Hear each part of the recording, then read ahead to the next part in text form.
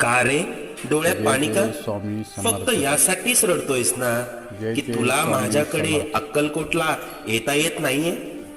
इतर लोक जातात आणि तुला मात्र परिस्थितीने बांधून ठेवलंय, याच वाईट वाटतंय ना? जय जय स्वामी तू अक्कलकोटला येऊन त्या गर्दीत मला शोधतोस, पण मी मात्र तुझ्या घराच्या देव्हाऱ्यात मांडी घालून बसलोय.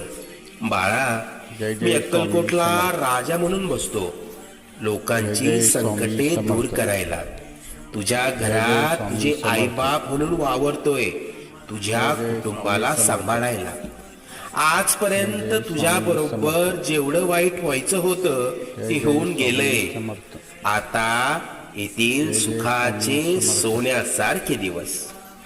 हृदयाजवळील माझ्या भक्तांना पाठवून दर्शन घडव.